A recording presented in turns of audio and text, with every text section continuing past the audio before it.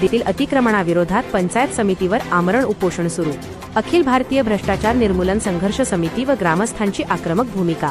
येवला जे नाशिक, येवला तालुक्यातील ठाणगाव येथील गट 96 मधील खंडेराव महाराज मंदिर, शिवस्मारक आणि जीप शाळा परिसराजवळ ग्राम ठाणगाव कार्यालया शेजारी अशोक विठोबा शेळके यांनी मुख्य रस्त्यात केलेल्या कांदाचाळीचे बेकायदेशीर अतिक्रमण काढावे या मागणीसाठी आजपासून पंचायत समितीवर आमरण उपोषण सुरू करण्यात आले आहे।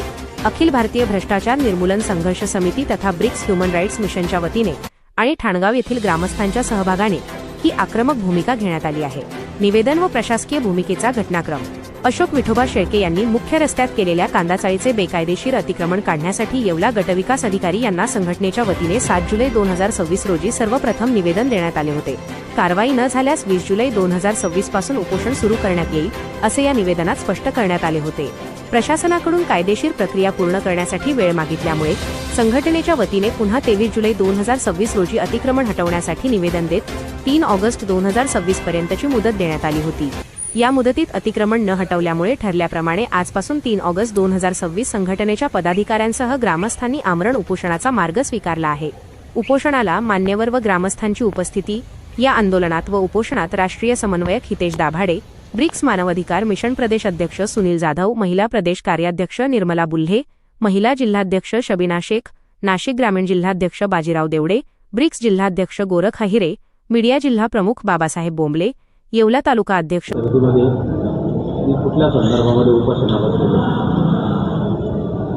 मी Sunil Baban Jadhav, BRICS human right मिशनचा प्रदेशाध्यक्ष, अखिल भारतीय भ्रष्टाचार निर्मूलन समितीचा मुख्य कार्यकारी प्रदेशाध्यक्ष। ठाणगाव तालुका येवला येथे शिवस्मारक, खंडेराव महाराज मंदिर आणि ग्रामपंचायत कार्यालय, जिल्हा परिषद शाळा या सगळ्या एकाच जागेवर आहे। परंतु त्या जागेवर अशोक विठोबा शेळके या इसमाने कांद्याची चाळ बांधून त्याच्या समोर मोकळ्या जागेत नारळाचे झाडं लावून अतिक्रमण केलं।